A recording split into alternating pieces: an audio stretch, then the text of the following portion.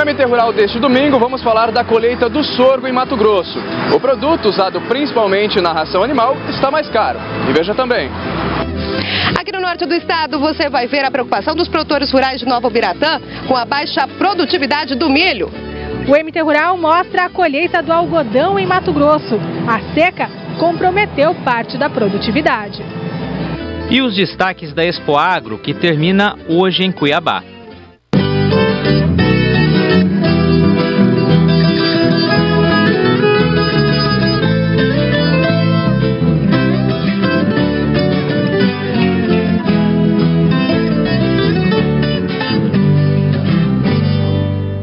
Muito bom dia! Bom dia, seja bem-vindo ao MT Rural, que hoje começa com um assunto que tem preocupado muita gente, que é justamente a quebra da segunda safra de milho. Pois é, conforme a colheita avança, o tamanho das perdas no campo vai se confirmando. Em Nova Ubiratã, no médio norte do estado, os agricultores estão apreensivos. Assim como a maioria dos produtores rurais, o seu Albino está preocupado com a baixa produtividade na lavoura de milho. Basta olhar para essa área de 420 hectares que ele plantou em Nova Ubiratã para entender o motivo. As plantas cultivadas no final de fevereiro estão assim, com espigas pequenas e sem grãos. Nessa área que nós estamos, o ano passado fechou em 110 sacas por hectare. E este ano?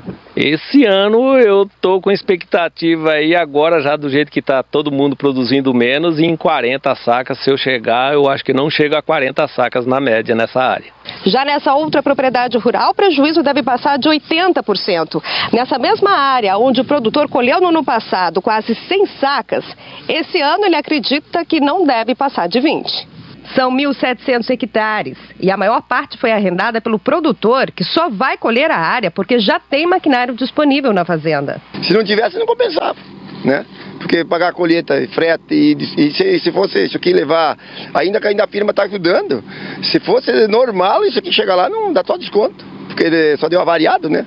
Não encheu o grão, tudo xoxo. Quanto o senhor acha que o senhor vai ter de produtividade? De 12 a 15 sacos por hectare, mas não dá. Eu vou acabar entregando na firma, mas eles vão levar para a ração, porque para outro consumo não serve, né?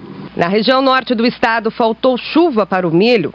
A preocupação dos agricultores agora é como vão pagar pelos insumos, que foram negociados com antecedência em troca da produção. Hoje as firmas elas estão querendo receber o produto, mas é um ano atípico. Eu acho que a firma também tem que entender que nós não somos o culpado.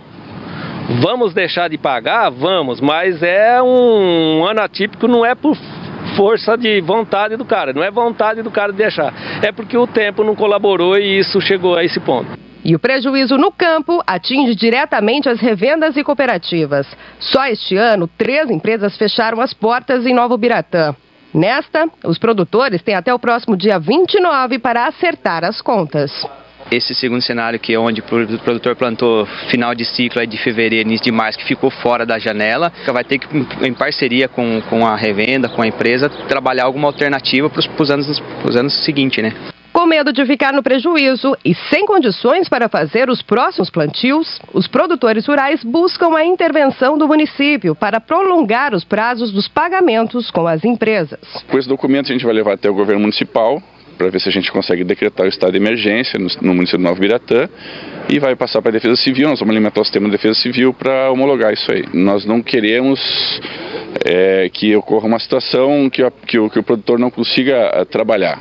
Faltou o grão, é um problema não só do produtor, é um problema de toda a sociedade, de todo o sistema do agronegócio que está envolvido nisso.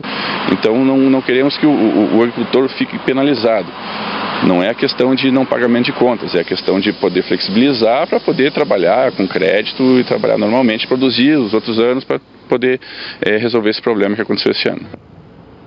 Pois é, os números mostram que o pessoal está preocupado e com razão, viu? Segundo o IMEA, a produtividade média das lavouras no estado não deve chegar a 80 sacas por hectare. E olha, esse é o pior desempenho desde 2011. E a influência do clima nos sistemas produtivos foi assunto de um simpósio realizado em Cuiabá. Quem se prepara para a próxima safra de soja tem que estar de olho nas previsões do tempo, que mais uma vez pode impactar o campo. A falta de chuva atrasou o plantio da soja no final do ano passado. Em março e abril deste ano, a seca atrapalhou ainda o algodão, o milho e outras culturas de segunda safra. Dados do IMEA mostram que, em plena colheita, a produção de milho será quase 23% menor nesta safra. A gente chegou a uma produtividade de 79 sacas, nós saímos de 83 sacas por hectare e iniciamos essa safra com 90 sacas de estimativa na primeira projeção. Isso nos levou a uma produção então de 20 milhões de toneladas, né, diferente que a gente viu do ano passado de 26 milhões de toneladas, ou seja, a quebra já é de 6 milhões de toneladas. O drama maior é para quem planta no leste do estado, como o agricultor Carlos Peter, que cultivou 350 hectares de milho em Nova Chavantina. Olhando aí de 5 a 10 sacos, não sei nem se dá para falar de média, né? Então é uma perda muito significativa, é um prejuízo muito grande para nossa região lá. Eu tenho uma área lá de 70% que eu não vou nem passar a máquina. As influências do clima foram discutidas durante o simpósio agroestratégico. Temperatura, luz e água são fundamentais para o bom desenvolvimento de qualquer planta. E se o produtor não tem como controlar o que vem do céu, a saída, segundo este pesquisador da Embrapa, é melhorar o solo, fazendo a rotação de culturas com plantas que possuam raízes mais profundas, como a braquiária. Assim, a carga de nutrientes no solo é ampliada. A cada 2 dias sem chuva, você vai secando 1 centímetro de solo. Então, ao longo de 20 dias de seca, que é um veranico que normalmente pode ocorrer, nós temos uma camada de 10 centímetros de profundidade no solo que vai secando. Então, secando o solo, a planta não vai conseguir extrair os nutrientes, ela vai perder esse sistema radicular, consequentemente a planta morre. Então, investindo num solo com profundidade e as raízes das plantas penetrando no mais profundidade, a planta vai suportar passar por esse período. É claro que nós teremos um impacto, um prejuízo no rendimento de grãos, mas esse prejuízo vai ser muito menor. E como fica a partir de agora? A preocupação dos produtores rurais é com a safra de soja, geralmente iniciada no final de setembro, começo de outubro, com as primeiras chuvas. De acordo com os especialistas, este período chuvoso vai atrasar. Mas a hora que a chuva chegar, que vai ser no final de outubro e ao longo do mês de novembro, ela se instala definitivamente, aí não teremos mais períodos de estiagem durante a primavera. O grande problema fica para o verão, porque em anos de laninha, as chuvas, há uma pressão muito baixa de chuvas para ocorrer no sul do Brasil. E essas chuvas têm que ocorrer em algum lugar. E vão ocorrer justamente sobre o Mato Grosso e Goiás, Minas Gerais, sobre o centro-oeste e sudeste. Então, o verão, principalmente aí em fevereiro, pode ser com muitas chuvas acima da média e longos períodos de venada, que podem sim atrapalhar o andamento da colheita da soja e até mesmo o plantio da segunda safra. Conhecer o cenário econômico e político do país e do mundo também é fundamental para quem começa uma nova safra. Com informação é possível encontrar oportunidades mesmo em ano de crise.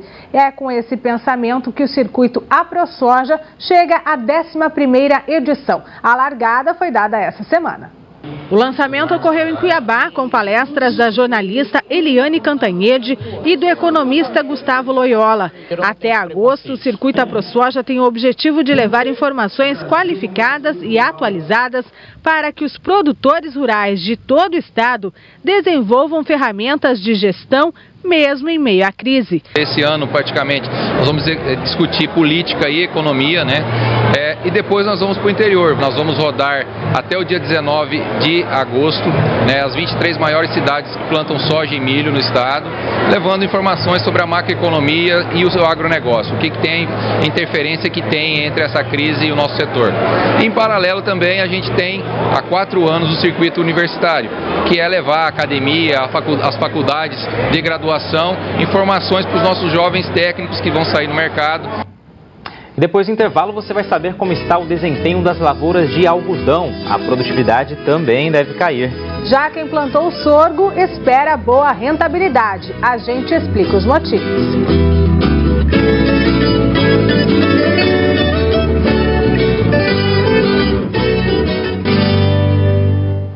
A colheita das primeiras áreas de algodão sinaliza queda na produção, isso apesar do crescimento das lavouras. Na região sudeste, que concentra a maior parte das plantações, a produtividade foi atingida pela seca nos meses de março e abril.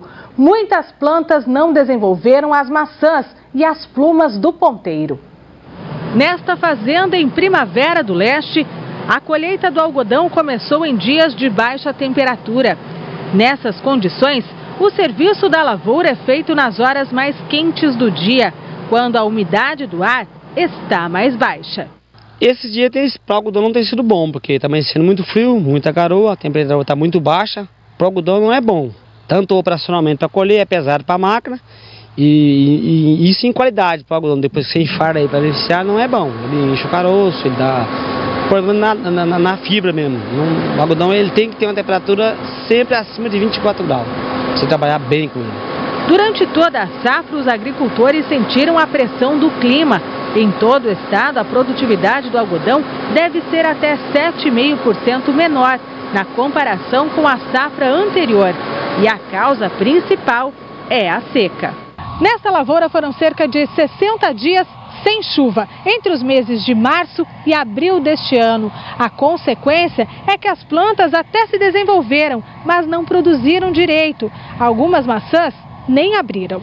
Na propriedade que fica no município de Chapada dos Guimarães, foram plantados 660 hectares de algodão. E os primeiros talhões colhidos agora não tiveram bons resultados. A produção de algodão em caroço vai ser menor que a esperada. Começo da safra, em torno de 120 arroba, né? Agora nós estamos colhendo em torno de 240. Mas a gente esperava um pouco a mais, em torno dos 260 arroba, né? Mas por ser área de primeiro ano, né? Mas por causa da chuva vamos fechar nos 220 área de verão, né? Sem chuva, o controle de pragas e a formação da pluma também ficaram prejudicados. Os fardos de algodão pesam menos, porque as plumas estão mais leves.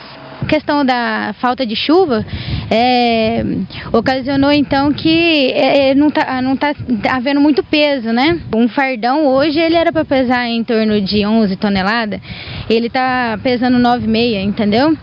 Mas é a questão de peso, né? Que ofere no rendimento da lavoura. Mas quando se fala em benefício, o benefício da pluma ele está sendo bem favorável. A qualidade da pluma está boa? A qualidade está muito boa. Em Mato Grosso, o algodão ocupa quase 607 mil hectares. A área é maior que na safra passada. E embora a qualidade das fibras esteja satisfatória, a expectativa é de que a produção seja um pouco menor. O estado deve colher 2.310.000 toneladas de algodão em caroço. Em pluma, a produção será de 937,5 mil toneladas. E o algodão está na lista de produtos que tiveram um preço mínimo atualizados esta semana pelo Ministério da Agricultura. No caso do algodão, o reajuste foi de quase 9%. A arroba da pluma passa a valer R$ 59,80. Já o do caroço, R$ 3,43. O valor da soja também sobe mais de 8%, chegando a R$ 30,17 a saca. E o milho fica com um reajuste mais elevado, acima de 21%. O preço mínimo da saca para Mato Grosso fica em R$ 16,50. Bom, os novos preços para a soja e para o milho valem para 2017. Já os do algodão são válidos entre maio do ano que vem e abril de 2018. E o sorgo ocupa uma área pequena no estado. São menos de 90 mil hectares nesta safra. Mas quem optou pelo grão está satisfeito. Pois é, ele é usado na ração animal e assim como o milho está mais valorizado. Como a cultura se adapta melhor aos períodos de estiagem, se tornou boa opção para a segunda safra. Na fazenda do seu Adelir, em Rondonópolis, o sorgo tem sido a cultura escolhida para a segunda safra nos últimos 10 anos. Dessa vez, a expectativa é de resultados ainda melhores dos que nas safras anteriores. Isso porque a estiagem que prejudicou as lavouras de milho em boa parte da região sul do estado não atingiu tanto o sorgo. E o preço está melhor. O sorgo ele tem uma rusticidade maior e ele necessita de um período aí, nesse período de ciclo deles de 105 dias, em torno de 200 a 300 milímetros de chuva. ao contrário que o milho necessita em torno de 600 a 700 milímetros de chuva. Dos 10 mil hectares da fazenda, 3 mil foram ocupados com o sorgo. A colheita já começou e para o produtor a cultura tem se mostrado mais rentável que a do milho. Hoje nós estamos produzindo sorgo aqui, colhendo em torno de 60 a 70 sacos por hectare. Nosso custo é em torno de 25 a 30 sacos por hectare de sorgo. Ao contrário do milho, que o nosso custo varia muito, em torno de 70 até 75 sacos por hectare. No campo, o ciclo varia de acordo com a cultivar, entre 105 e 115 dias. O engenheiro agrônomo da fazenda explica que a escolha do sorgo levou em conta a adaptação da cultura nos períodos em que a chuva começa a diminuir, a partir da metade de março. O plantio da janela de milho dentro de fevereiro era um plantio bem vantajoso. Quando a gente entrava na janela de março, observava que em função do clima haviam grandes oscilações. Um ano produzia milho, outro ano não. E aí ao longo do tempo procuramos uma cultura que se adequasse a essa janela de março. E aí observamos que o sorgo ele cria uma estabilidade para o agricultor muito maior. É uma planta que necessita menos água, então ela, comparada com a janela de março, que é uma janela que chove bem menos, ela se adaptou muito bem. Outro paradigma que os agricultores tinham com o sorgo é a questão do nematóide. Hoje temos o lançamento do BRS 373, é uma planta desenvolvida pela Embrapa que reduz nematóides de galha e nematóide das lesões. Nesta outra fazenda, em Guiratinga, foram 1.000 hectares plantados com sorgo nesta segunda safra. E toda a produção vai para o consumo dos animais criados na propriedade. Até 3 anos atrás, todo esse sorgo era produzido para comercialização, externa. Hoje não, todo o grão produzido de sorgo é consumido para fabricação de ração. Em Mato Grosso, a área plantada de sorgo ocupa 95.000 hectares nesta safra. Em Rondonópolis, a colheita começou com a saca valendo em média R$ 29,00, valor bem acima dos R$ 13,00 que o produtor conseguia no ano passado. Nesta fábrica, o sorgo continua sendo usado como estratégia para diminuir os custos da ração, sem que o produto final perca a qualidade de nutrientes. Hoje, no cenário econômico que nós estamos vivenciando, o sorgo ele entra como um componente extremamente importante quando a gente pensa em custo e qualidade de dieta. A gente consegue baratear o preço da tonelada final do produto e, consequentemente, também consegue baratear o custo da arroba produzida do animal. E o sorgo ele permite proporções de desempenhos tão bons quanto o milho. Equilibrar os custos sem perder a qualidade da ração é um desafio. Nesse sistema nosso, que é o novo SEMI, onde os animais chegam a consumir 10, 11 quilos de ração por dia e 1, 2 quilos de matéria seca via pasto, logicamente que qualquer ajuste fino que a gente consiga via dieta, a diferença realmente no nosso sucesso aqui dentro da fazenda. E no próximo bloco a gente traz um resumo da feira que movimentou Cuiabá nos últimos dias. A Expoagro inovou em qualificação e sem deixar de lado o foco nos negócios.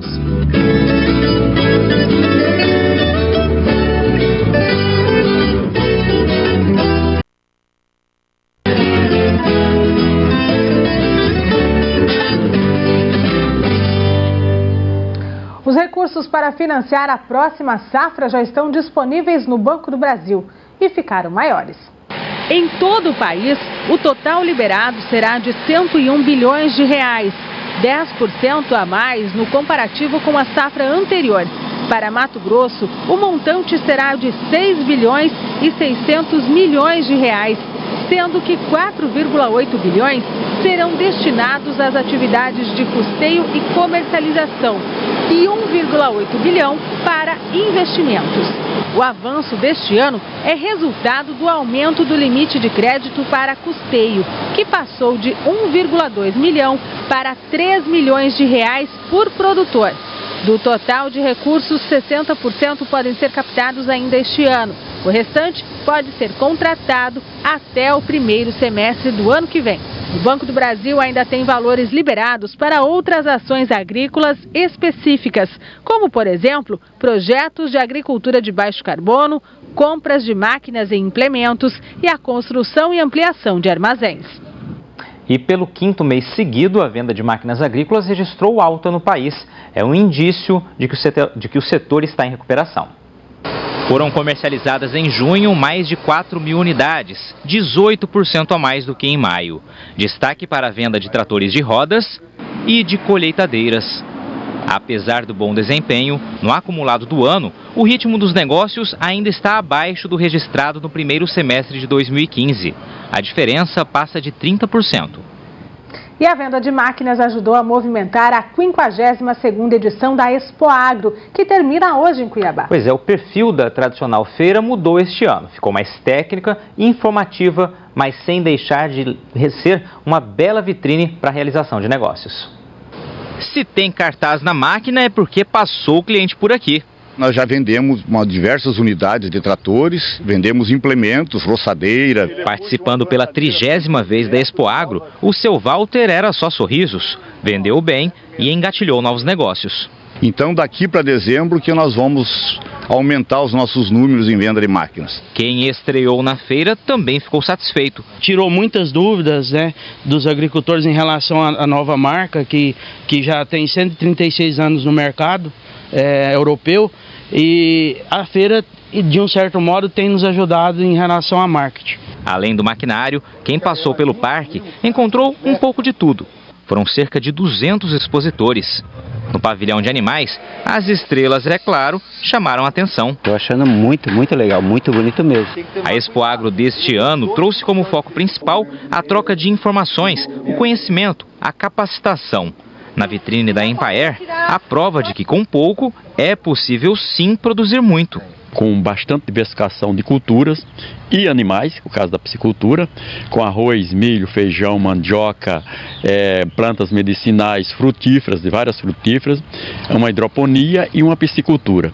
Além de todas essas culturas que nós temos aqui, nós temos os produtos que advêm dela. Tudo isso aqui poderá ser produzido nessa pequena propriedade. Nas oficinas do Senar, olhares atentos, chance de aprender e, quem sabe, melhorar a renda em casa. Cuidar dos filhos, afazeres de casa e vender para as amigas, para as irmãs na igreja, fazer uma renda extra, né? E no Fórum das Cadeias Produtivas, a grande novidade desta edição, painéis sempre cheios e com especialistas de peso.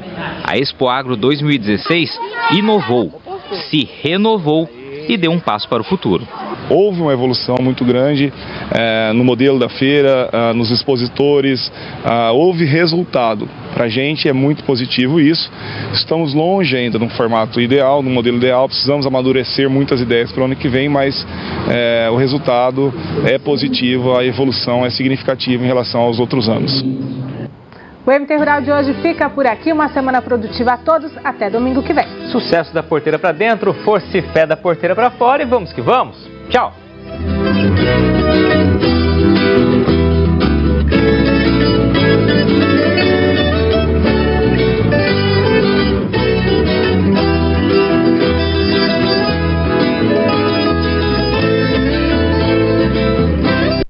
MT Rural. Oferecimento Ipesacilo, valorizando 100%